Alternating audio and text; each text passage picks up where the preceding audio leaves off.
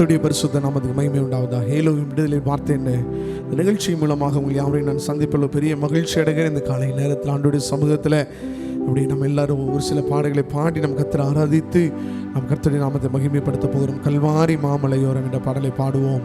அவருடைய கர்த்தருக்கு மகிமை செலுத்துவோம். ஹல்லேலூயா, நன்றி அப்பா. அப்படி எல்லாரும் உள்ள தாளத்தில் இருந்து அப்படியே கண்களை மூடினவர்களாய் தேவ சமூகத்தை மாத்திரம் நோக்கி பார்க்கலாம். ஆமென். நன்றி அப்பா இயேசுவே. glory பஷந்தரா நன்றி. கல்வாரி மாமலையோரம் கொடும் கோர காட்சி கண்டே, கண்ணில் நீர் வழிந்திடுதே. எந்த மீட்பர் இயேசுவோ, எந்த மீட்பர் இயேசுவோ. கல்வாரி மாமலையோரம் கடும் கோர காட்சி கண்டே, கண்ணில் நீர் வழிந்திடுதே. எந்த மீட்பர் இயேசுவோ, மீட்பர் இயேசுவோ. எருசலேமின் வீதிகளில் ரத்தம் வெள்ளம் கோலமிட, எருசலேமின் வீதிகளில் ரத்தம் வெள்ளம் கோலமிட, திருக்கோல நிந்தனையா ஒரு கோளைந்து சென்றனரே. திருக்கோல நிந்தனையா ஒரு கோளைந்து சென்றனரே,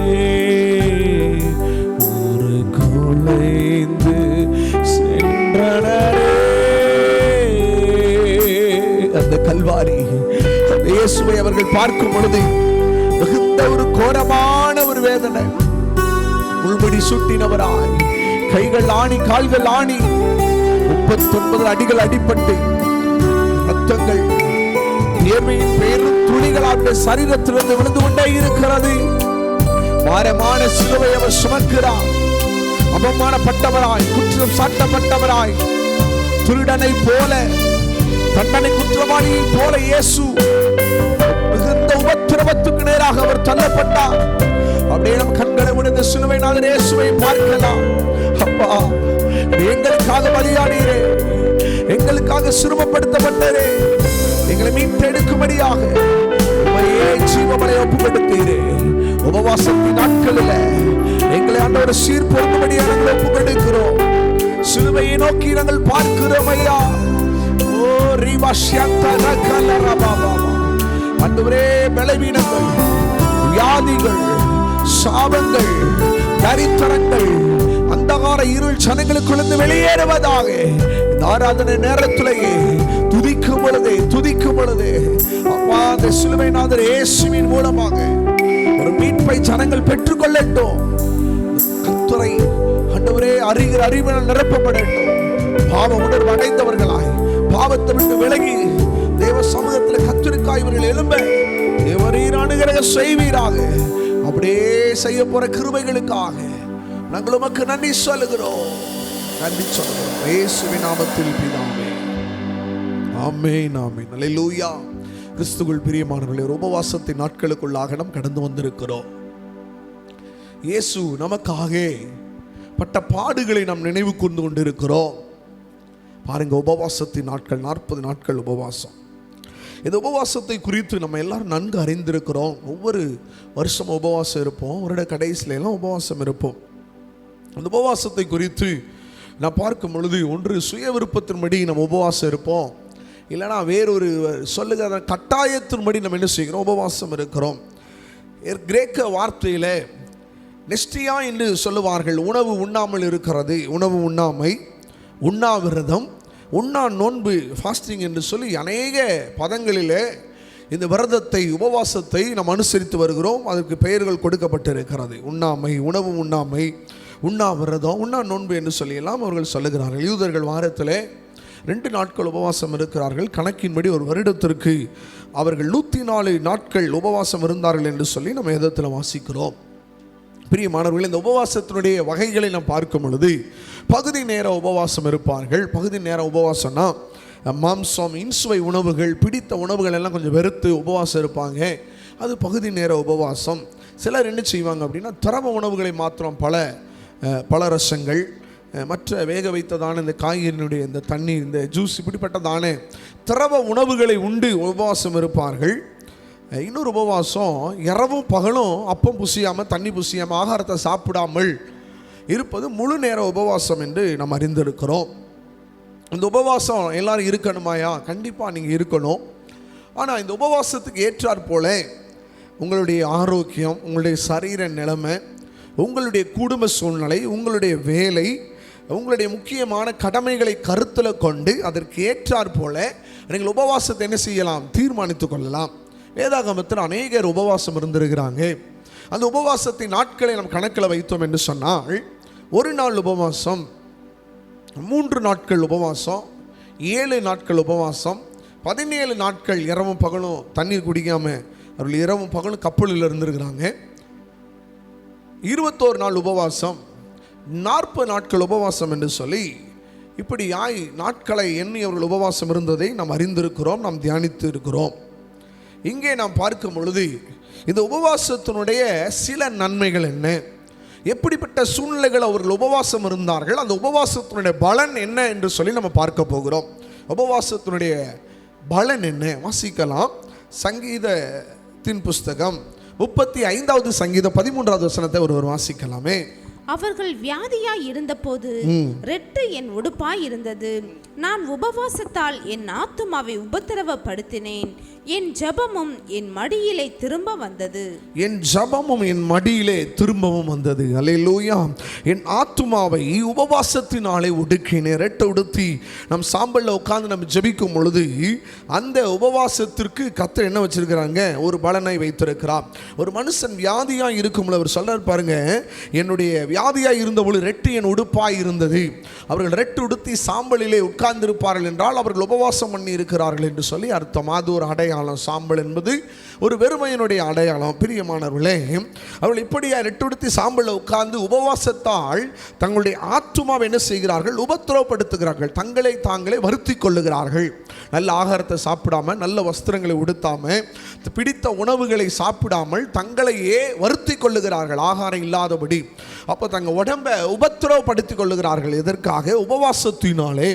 அப்படி அவர்கள் உபவாசத்தினாலே தங்களை உபத்திரவப்படுத்திக் கொள்ளும் பொழுது வேதம் சொல்லுகிறது, ஜபம் அவர்களுக்கு மடியிலே வந்தது. அல்லேலூயா.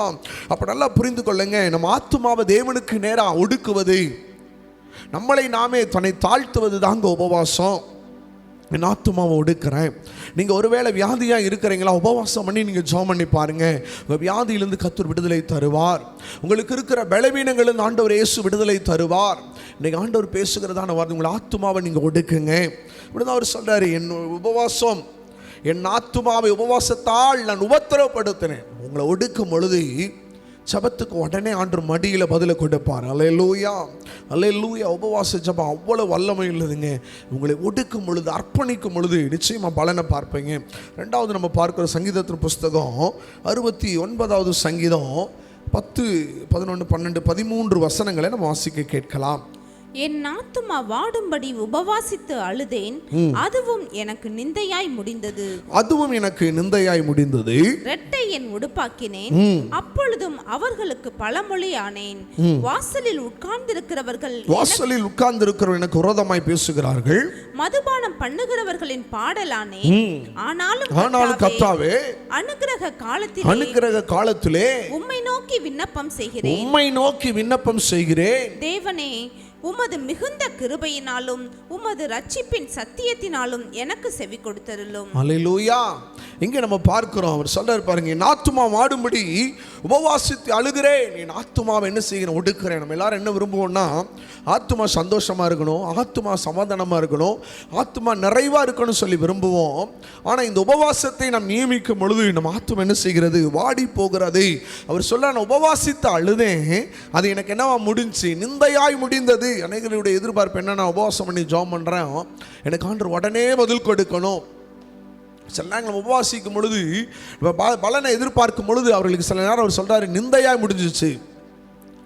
சில நேரம் கிறிஸ்தவர்களை, ஜெபிக்கிறவங்களை, வேதம் வாசிக்கிறவங்களை அநேகர் என்ன செய்வாங்க, நிந்திப்பாங்க, குறை சொல்லுவாங்க, குற்றப்படுத்துவார்கள். வேதம் அப்படி தான் சொல்லுகிறது. அவர்கள் என்ன செய்கிறாங்க, நிந்தனையாய் அவர்களுக்கு முடிந்தது. 11ஆம் வசனத்தில், ரெட்டை என் உடுப்பாக்கினேன், அப்பொழுது அவர்களுக்கு நான் பழமொழி ஆனேன். உபவாசம் பண்ணி ஜெபம் பண்ண சொல்லுவாங்க. ஏன்னா எப்போ பார்த்தாலும் உபவாசம் பண்ணிட்டு இருக்கிற, அப்படி பைபிளில் கண்டிப்பாக உபவாசம் இருக்குன்னு சொல்லப்பட்டிருக்குதா, நீ உபவாசம் இருந்ததே ஆகணுமா, அப்படின்லாம் அநேக விமர்சனம் பண்ணுவார்கள். வசனம் பாருங்க, இப்போ எப்போ பார்த்தாலும் பைபிளும் அதுமா தூக்கிட்டே திரியிறான், எப்போ பார்த்தாலும் அது இதுன்னு சுற்றிட்டே இருக்கிறான், பிழப்பு தலைப்பு இல்லை அப்படின்னு சொல்லி அநேக விமர்சனம், அநேக நம்மளை வசப்பாடுவாங்க. அடுத்த வசனத்தில் வாசிக்கும் பொழுது வேதம் சொல்ல, வாசலில் உட்கார்ந்து இருக்கிறவர்கள் எனக்கு விரோதமாய் பேசுகிறார்கள். வாசலில் உட்காந்துருப்பாங்க, சர்ச்சுக்கு போகிறவங்களை, ப்ரேயருக்கு போகிறவங்களை வாசலில் உட்காந்து நின்று செய்வாங்க, அநேகர் பேசுவாங்க. அது எப்படி பேசுகிறாங்களாம், மதுபானம் பண்ணுகிறவர்களில் பாடலானேன். சர்ச்சுக்கு போகாமல் வீட்டில் உட்காந்துட்டு, கூட்டங்களுக்கு போகாமல் வீட்டில் உட்காந்துக்கிட்டு ஆவிக்குரிய ஐக்கியத்தில் இருக்கிறவர்களை பார்த்துன்னு செய்கிறது, விமர்சனம் பண்ணி கதையாக பேசுறது, அவர்களுடைய பாடலானேன். அவர் சொல்கிறார் பாருங்க, ஆண்டவர் தேடுறவங்களுக்கு எவ்வளோ வேதனை இருக்குன்னு பாருங்கள். நிந்தையாக இருக்கிறாங்களா, பழமொழியாக இருக்கிறாங்களா, குடிகாரன் பேச்சு விடிஞ்சா போச்சுன்ற மாதிரி மதுமான பண்ணுகளுடைய பாடலானேன். அவங்கள குறிச்சே பேசுவாங்க. ஒருவேளை என் ஊழியத்தை குறித்து ஒரு ஆள்லாம் விடாமல் பேசிக்கிட்டே தான் இருக்கும். அதை பற்றியெல்லாம் வருத்தப்படுறதே கிடையாது. அவர் பேச பேச கர்த்தர் ஊழியத்தை உயர்த்திட்டு தான் போகிறாரு, கணத்தையும் கர்த்தர் கொடுத்துட்டு தான் இருக்கிறார். அல்லேலூயா. மதுபானம் பண்ணுகிறவர்களின் பாடலானேன். அவர் நம்மளை குறிச்சே பேசிகிட்டே இருப்பாங்க, நம்மளை குறிச்சே பாடுவாங்க, நம்ம செய்கிறதெல்லாம் விமர்சனம் பண்ணிக்கிட்டே இருப்பாங்க. வருத்தப்படாதீங்க. வசனம் என்ன சொல்லுது தெரியுமாங்க, அடுத்த வசனம் அதான் முக்கியமான வசனம். அனுக்கிரக காலத்தில் நம்ம நோக்கி என்ன செய்ய போகிறேன், விண்ணப்பம் பண்ணுவே. உபவாச ஜபத்தினுடைய பலன் என்ன தெரியுமாங்க, நீங்கள் உங்கள் வாழ்க்கை நிந்தையாக மாறும், பதில் இல்லாத மாதிரியே இருக்கும். அநேகர் வாசப்படில் உட்காந்துக்கலாம் பேசுவாங்க, மதுபானம் குடித்தவர்களை போல பேசிட்டே இருப்பாங்க. ஆனால் வசனம் அனுக்கிரக காலம் ஒன்று வரும், அப்பொழுது நம்ம விண்ணப்பம் பண்ணுவோம், அவருடைய கிருபையினாலும் சத்தியத்தினாலும் கர்த்தர் உங்களுக்கு எனக்கு செவி கொடுப்பாருங்க. உபவாச ஜபத்துக்கு கர்த்தர் செவி கொடுப்பார். அதற்கேற்ற ஒரு பலனை கர்த்தர் உங்களுக்கு கொடுக்கிறவராக இருக்கிறார். ஹல்லேலூயா. உங்களுடைய ஜபம், உபவாச ஜபம் உங்களுக்கு ஒரு பெரிய அற்புதத்தை கொண்டு வரும். ஒரு ஆமீன் சொல்லுங்க பார்க்கலாம். ஹல்லேலூயா. வேதம் ரொம்ப தெளிவாக சொல்லுகிறது, அந்த உபவாச ஜபம் உங்களுக்கு என்ன கொண்டு வரும், பலனை கொண்டு வரும். ஆமேன், ஆமேன். வார்த்தை அப்படிதான் சொல்லப்பட்டிருக்கிறது. கிருபையினாலும் நம்முடைய ரட்சிப்பின் சத்தியத்தினாலும் அவருக்கு செவி கொடுத்தருளும். உபவாசம் பண்ணி ஜெபம் பண்ணும் பொழுது ஆண்டவர் அனுக்கிரக காலம் ஒன்று வரும், கிருபையினால் சத்தியத்தினால் உங்களுக்கு என்ன செய்வாருங்க, செவி கொடுப்பார். அல்லேலூயா. கடைசி 2 கொரிந்தியர் புஸ்தகம் 4ஆம் அதிகாரம் 16-17 வசனங்களை வாசிக்கலாமே. ஆனபடியினாலே நாங்கள் சோர்ந்து போகிறதில்லை. எங்கள் புறம்பான மனுஷனானது அழிந்தும் உள்ளான மனுஷனானது நாளுக்கு நாள் புதிதாக்கப்படுகிறது. இந்த உபவாசத்தின் நாட்களில் புறம்பான மனுஷன் என்ன செய்யணுங்க, அழிந்து போகணும். நீங்கள் உபவாசம் பண்ணி ஜெபிக்கிற எல்லாம் செய்கிறோம், ஆனால் என்ன அழிகிறதில்லை, சுயம் அழிவதில்லை. ஆனால் வசனம் சொல்ல, உள்ளார்ந்த மனிதன் என்ன செய்யணும், நாளுக்கு நாள் புதிதாக்கப்படணும், சுயம் அழியணும். புறம்பான மனுஷன், வெளிப்பிரகாரமான வாழ்க்கை, வெள்ளையடிக்கப்பட்ட கல்லறையான வாழ்க்கை இருக்கக்கூடாதுங்க. உள்ளான மனுஷனை புதுப்பிக்கப்படணும். அது நாளுக்கு நாள் புதுப்பிக்கப்படணும். உபவாசத்தின் மூலமாக, ஜபத்தின் மூலமாக, அர்ப்பணிப்பின் மூலமாக மாம்சத்தின் இச்சைகள் எல்லாம் அழிந்து ஆவிக்குரிய பலனை தரித்துக் கொள்ளணும். 17 வசனம் சொல்லுகிறது, மேலும் காணப்படுகிறவைகள் அல்ல காணப்படாதவைகளை நோக்குகிற உங்களுக்கு அதி சீக்கிரத்தில் நீங்கும் இந்த லேசான உபத்திரவம். பாருங்க, உபவாசத்தின் நிமித்தமா உங்கள் ஆத்மாவை ஒடுக்கி, உங்கள் ஆவியை ஒடுக்கி, உங்கள் சரீர பலத்தெல்லாம் ஒடுக்கி நீங்கள் ஆண்டவரை நோக்கி பார்க்கும் பொழுது, காணப்படாத நிச்சயமுள்ள தேவனுடைய ராஜ்யத்தை தேடும் பொழுது ஆண்டவர் சொல்கிறாருங்க, அதி சீக்கிரத்தில் நீங்கள் இந்த லேசான உபத்திரவம். உபவாசம் பண்ணி ஜெபம் பண்ணுறீங்களா? அர்ப்பணித்து ஜெபம் பண்ணுறீங்களா? திறப்பில் நின்று ஜெபம் பண்ணுறீங்களா? மற்றவங்களுக்காக ஜெபம் பண்ணுறீங்களா? அழிந்து கொண்டு இருக்கிறவங்களுக்காக ஜெபிக்கிறீங்களா? ரட்சிப்புக்காக ஜெபம் பண்ணுறீங்களா? குடும்பத்தில் மாற்றம் வரணும்னு சொல்லி உபவாசம் பண்ணி அதிக நேரம் ஜெபிக்கிறீங்களா? வேதம் ரொம்ப தெளிவாக சொல்லுகிறது, காணப்படுகிறவைகள் அல்ல காணப்படாதவைகளையே நோக்கி பார்க்கிற உங்களுக்கு அதி சீக்கிரத்தில் நீங்கள் இந்த லேசான உபத்திரவம். அல்லேலூயா. இதுவே நம்முடைய உபத்திரவத்தில் கர்த்தர் நமக்கு ஒரு கனத்தை மகிமை வைத்திருக்கிறார். இந்த வார்த்தையை கேட்கிறேன் அன்பு கர்த்தருடைய பிள்ளைகளே. உபவாச ஜெபம் தேவனுக்கு முன்பாக பதிலை கொண்டு வரும். உங்களுடைய உபவாச ஜெபம் அனுக்கிரக காலத்தில் செவி கொடுப்பாரு. அந்த உபவாச ஜெபம் உங்களுடைய ஜெப காணப்படாதவைகள் நோக்கி பார்க்கிற உங்களுடைய ஜெபம் அதி சீக்கிரத்தில் நீங்குகிற லேசான உபத்திரவத்தை போல இருக்க போகிறது. எல்லாரும் கண்களை மூடி ஜெபம் பண்ணுவோம். ஹல்லேலூயா, ஹல்லேலூயா, ஹல்லேலூயா. அப்பா, இந்த ஆண்டவரே காலை நேரத்தில்ப்பா ஆண்டவரே இந்த உபவாசத்தை குறித்தோ உபவாசத்தின் மூலமாய் வருகிறதான சில கிருபைகளை குறித்து இன்றைக்கு நாங்கள் தியானித்திருக்கிறோம் ஐயா. உபவாசத்தின் மூலமாய் ஆத்மாவை அர்ப்பணித்து ஆவியை ஒடுக்கி ஆண்டவரே தேவ சமூகத்தில் ரெட்டு உடுத்தி சாம்பல் உட்கார்ந்து இருக்கிற ஜனங்களுக்காக நாங்கள் செபிக்கிறோம். அந்த ஆத்மா தேவனுக்கு முன்பாக தாழ்த்தப்படும் பொழுது, தன்னை கீழ்ப்படுத்தி அர்ப்பணிக்கும் பொழுது ஜெபத்துக்கு பதில மடியில கொண்டு வருவீர். யாரெல்லாம் ஜெபித்து கொண்டிருக்கிறார்களோ, இந்த 40 நாட்கள் தபசு நாட்கள், உபவாசத்தின் நாட்கள் என்று சொல்லி உபவாசம் இருந்து ஜெபிக்கிறார்களோ, அவர்களுக்கு தேவன் இந்த நாளில் ஜெபத்துக்கான பதிலை கொண்டு வருவீராக. அநேகருக்கு நிந்தையாக, அநேகருக்கு முன்பாக ஏளன பேச்சுக்களை போல ஆண்டவரே சோத்திர வாழ்ந்து கொண்டிருக்கிற ஜனங்கள் கலங்க வேண்டாம். அனுகிரக காலத்தில் வசனம் இப்படிதான் சொல்லுகிறது, அவர் சத்தியத்தின்படி அவருடைய கிருபையினாலோ உங்களுக்கு இரக்கம் செய்வார். அவர் செவி கொடுப்பார், செவி கொடுப்பார், செவி கொடுப்பார். அனுகிரக காலம் வரும். அநேகர் ஏசிப்பி நிஜம் பண்ணி உனக்கு என்ன நடந்ததுன்னு சொல்லும் பொழுது கர்த்தர் சொன்னாருங்க, ஏற்ற காலம் ஒரு அனுகிரக காலத்தில் உங்களுக்கு செவி கொடுத்து அருளுவார். ஹல்லேலூயா. நீங்க அவரை நோக்கி பார்க்குறீங்க, காணப்படாத பரலோகத்தை நோக்கி பார்க்குறீங்க. காணப்படுகிற உலகத்தை அல்ல, காண்கிற பொன்னையோ பொருளையோ ஐஸ்வர்யத்தையோ பூமிக்குரிய ஆசீர்வாதத்தை அல்ல, காணப்படாத நித்திய வாழ்வை நீங்கள் நோக்கி பார்ப்பீர்கள் என்றால், தேவனுடைய முகத்தை நீங்கள் நோக்கி பார்ப்பீர்கள் என்றால், சீயோனை நோக்கி பார்ப்பீர்கள் என்றால், அதி சீக்கிரத்தில் நீங்க இந்த லேசான உபத்திரவம் உபவாசத்தின் மூலமாக தேவன் உங்களை விடுவிப்பார், உங்களை ஆஸ்வதித்து பலப்படுத்துவார். இந்த காலை நேரத்தில் எங்க ஜனங்கள் ஒவ்வொருவரும் கரத்தில் ஒப்புக்கொண்டிருக்கிறனையா, இந்த உபவாசத்தின் மூலமாய் வருகிறதானே அப்பா ஜெபத்துக்கான பதில உபவாசத்தின் மூலமாய் வருகிறதானே அப்பா ஆண்டவரே, அந்த கிருபைகளை சுதந்தரிக்கட்டும். மனதார வாழ்த்துகிறேன். உபவாச நாட்கள் ஆஸ்வாதமா மாறட்டும். உபத்திரவங்கள், வேதனைகள், வியாதிகள், பலவீனங்கள் இருந்து கர்த்தர் விடுதலை தந்து என் உபவாச ஜெபத்துக்கு கர்த்தர் பதில் கொடுத்தார் என்று சொல்லி கர்த்தரையே மகிமைப்படுத்த ஆண்டு உதவி செய்யும். இயேசுவின் நாமத்தில் பிதாவே, ஆமென், ஆமென், ஆமென். God bless you. கர்த்தர் ஒவ்வொரு ஆசீர்வதிப்பாராக.